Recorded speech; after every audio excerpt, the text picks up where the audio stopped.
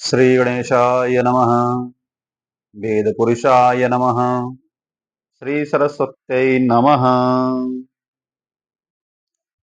सर्वदा लोककल्याणपारायणम् देवगोविप्ररक्षार्थसद्विग्रहम् दीनहीनात्मभक्ता श्रयं सुन्दरम् सत्यनारायणं विष्णुमीशं भजे। सत्यनारायणं विष्णुमीशं भजे। बंधुओं, पिछले वीडियो में हम आपको सत्यनारायण व्रत कथा के चतुर्थ अध्याय को बताए थे। इस वीडियो में पंचम अध्याय हम सुनेंगे। चतुर्थ अध्याय में उल्कामुख राजा चंद्रकेतु भद्रशिला नदी के किनारे कथा सुन रहे थे।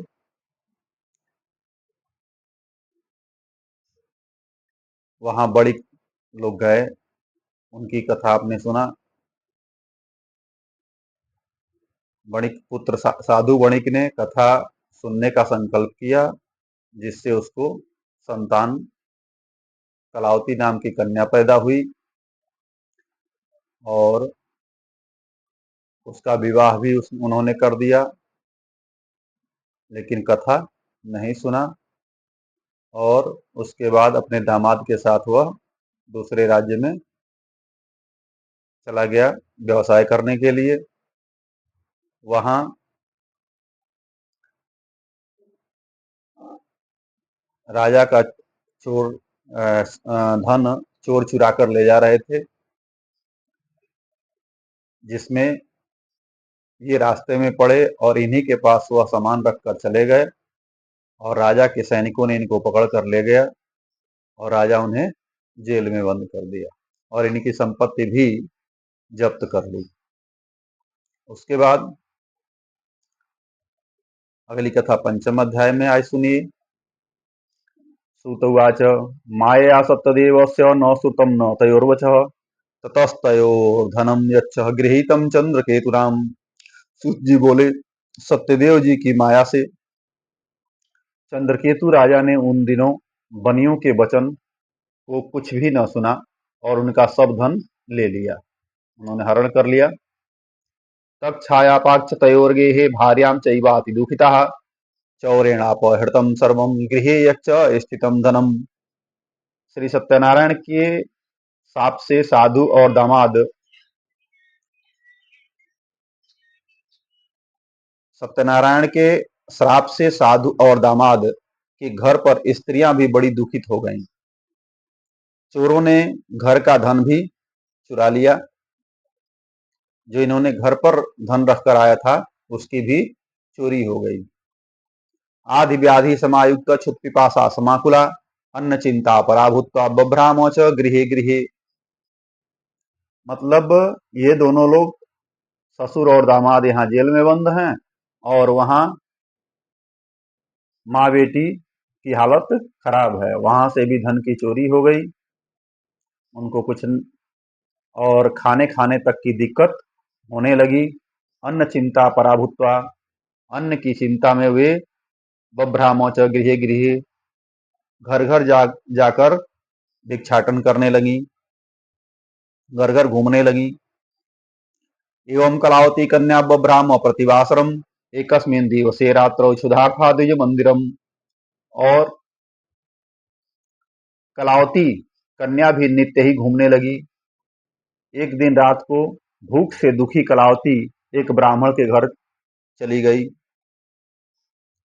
गत्वा पश्यत् व्रतं तत्र सत्यनारायणस्य च उपविश्य कथां श्रुत्वा वरं प्रार्थितवत्यपि। वहां सत्यनारायण के व्रत को देख, कथा को सुन, निज मनोरथ को मांगी। प्रसादं भक्षणं कृत्वा ययौ रात्रौ गृहं प्रति ततः कलावती कन्या भर्त्सयामास तां भृशम्। और प्रसाद को खाकर कुछ रात गए अपने घर आई। तब लीलावती अपनी कन्या को धिक्कारने लगी। सबको करना चाहिए, कन्या रात तक कहीं घूम रही है तो सबको उस पर ध्यान देना चाहिए कि वह कहाँ गई थी, क्यों गई थी, नियंत्रण करना चाहिए। वैसे ही उसने भी किया। प्रसादम पुत्री रात्रौ स्थिता कुत्रम किंते मनसि वर्तते कन्या कलावती प्राह मातरम प्रति सादरम। उसने बोला, हे पुत्री, इतनी रात तक तुम कहाँ गई रही, तेरे मन में क्या है? तब कन्या माता से सत्य वचन बोली। द्विजालये व्रतम माता दृष्टम वांछित सिद्धिदम तत्श्रुत्वा कन्यका वाक्यम व्रतम कर्तुम समुद्यता। हे माता, मनोरथों को परिपूर्ण करने वाले श्री सत्यनारायण के व्रत को ब्राह्मण के घर में देखी हूँ। लीलावती कन्या कलावती का वचन सुनकर श्री सत्यनारायण के व्रत को करने के लिए उद्यत हुई। अब उसको लगा कि उसने पहले से तो सुना ही था, लेकिन अब उसको लगा कि सत्यनारायण व्रत कथा से हमारी जो दुख दरिद्रता है वह नष्ट हो जाएगी। सातु बणिक भार्या सत्यनारायण सच व्रतम चक्रे शैव साध्वी बंधुवी स्वजन सह। पतिव्रता साधु की स्त्री अपनी कन्या सहित बंधु बांधवों के साथ सत्यनारायण के व्रत को किया। उसने सत्यनारायण भगवान का व्रत किया और कथा सुना। भर्तृजामातरौ क्षिप्र मागच्छेताम निजाश्रमम इति दिव्यम वरम बब्रे सत्यदेवम पुनः पुनः। उसने सत्यदेव से यह दिव्य वर मांगा कि हे सत्यदेव, कथा सुनने के बाद से उन्हें सत्यदेव भगवान से यह वर मांगा कि हे सत्यदेव, हमारे पति और दामाद जल्दी अपने घर आओ। पता नहीं कितने वर्षों से वो गए थे और अभी तक लौटकर नहीं आए थे, तो उसने सत्यदेव नारायण से यह प्रार्थना किया। अपराधंच में भर्तृजामातुः क्षन्तुमर्हसि व्रतेन च संतुष्टौ असौ सत्यनारायण व्रतः प्रभु। मेरे पति और दामाद के अपराध को आप क्षमा करने योग्य हैं, अतः क्षमा कीजिए। उसे पता था कि पति ने यह अपराध किया है कि पहले तो संतान के लिए उसने कहा, फिर कन्या का विवाह हो जाने के बाद से कथा करेंगे ये कहा, और उसके बाद भी वह भूल गया। इस चीज को उसकी पत्नी लीलावती जानती थी, तो उसने भगवान सत्यदेव से क्षमा मांगी। अतः आप क्षमा कीजिए। इससे सत्यनारायण स्वामी संतुष्ट हो गए। कथा करने और क्षमा मांगने से सत्यनारायण स्वामी संतुष्ट हो गए। और दर्शयामास विस्वप्नम ही चंद्रकेतुम नृपोत्तमम वणिजौ मोचय प्रातर वंदिनौ नृप सप्तमः। और चंद्रकेतु राजा को स्वप्न दिखाया कि हे राजन, कल सवेरे ही सज्जन बनिए को छोड़ देना, जहां ये दोनों लोग बंदी थे। देयम धनम च तत्सर्वं गृहीतम यत् यानयोः न चेत्त्वाम नाशयिष्यामि स्वराज्य धनपुत्रकम। और उनका धन भी जो तुमने लिया है, यानी जब्त कर लिया है, वह वापस कर देना, नहीं तो हम धन पुत्र के सहित तेरा राज्य नष्ट कर देंगे। ऐसा स्वप्न चंद्रकेतु राजा ने सुना। एवमाभास्य राजानं ध्यान गम्यो अभवत् प्रभु ततः प्रभात समय राजा च स्वजनैः सह। ऐसा जब स्वप्न राजा चंद्रकेतु ने सुना तो उन्होंने सुबह होते ही अपना मंत्रिमंडल बैठाया और मंत्रियों से कहा। ततः प्रभात समय राजा च स्वजनैः सह, अपने मंत्री बंधु बांधवों को, मंत्रियों को यह आदेश दिया। उपविश्य सभा मध्ये प्राह मंत्री जनम प्रति बद्धौ महाजनौ शीघ्रम मोचयदौ वणिक्सुतौ। कहा, सभा में उपस्थित हो मंत्रीजनों से यह अपना स्वप्न सुनाकर कहा, बांधे हुए बनियों को शीघ्र छोड़ दो। इति राज्ञो वचः श्रुत्वा मोचयित्वा महाजनौ समानीय नृपस्यागृहे प्राहुस्ते विनयान्वितः।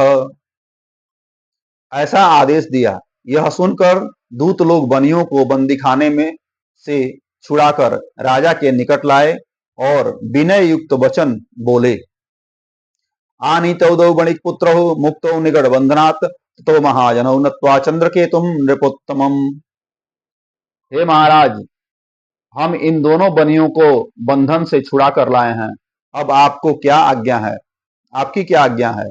उन दोनों ने महाराज चंद्रकेतु को नमस्कार कर पूर्व वृत्तांत का स्मरण करते हुए राजा चंद्रकेतु से साधु तथा दामाद ने कुछ नहीं कहा। बड़िक पुत्रों को देखकर राजा आदर से बोले।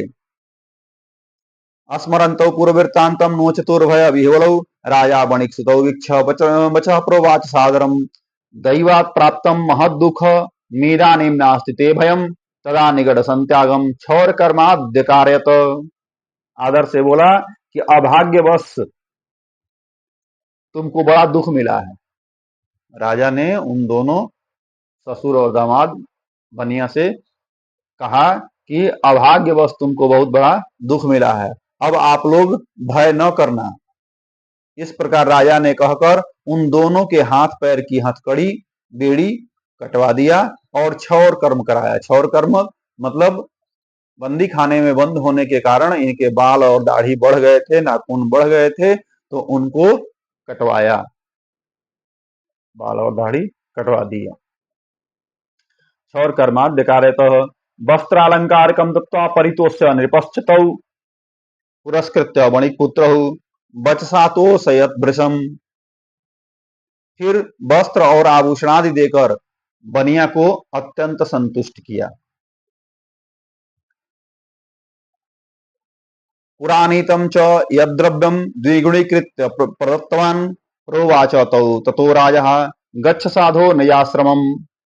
पहले जितना धन लिया था उसका दूना धन देकर कहा अब आप अपने घर जाएं। यानी जितना धन इनका जब्त किया था राजा ने उसके 2 गुना धन इनको प्रदान कर दिया। राजानां प्रणिपत्याः गंतव्यम तत्प्रसादतः इत्युक्त्वा तौ महावैश्यौ जगमतुः स्वगृहं प्रति। दोनों बनियों ने राजा को नमस्कार कर कहा कि आपकी कृपा से घर नमस्कार किया, अभिनंदन किया और अपने इत्युक्त्वा दौ बणिक महावैश्यौ जगमतु स्वगृहं प्रति और अपने घर को चल दिए। प्रेम से बोलिए श्री सत्यनारायण भगवान की जय। इसका कहानी का, इस अध्याय का तात्पर्य यह है कि जब भी आप ईश्वर को समर्पित हों तो उससे संबंधित ऋण का भुगतान अवश्य कर देना चाहिए। दुनिया के सारे ऋणों से बढ़ के देव ऋण होता है। देव ऋण को चुका देना चाहिए, अन्यथा उसके लिए अगले जन्म का प्रावधान बहुत कम होता है, उसको इसी जन्म में भुगतना पड़ता है। तो सत्यनारायण स्वामी का कथा उनकी पत्नी और बेटी ने किया जिससे ये वहां से छूट गए। अब वहां से ये तो छूट गए, लेकिन उसके बाद की कथा आपको अगले वीडियो में, अगले अध्याय में मिलेगी। श्री रामो विजय तेतराम।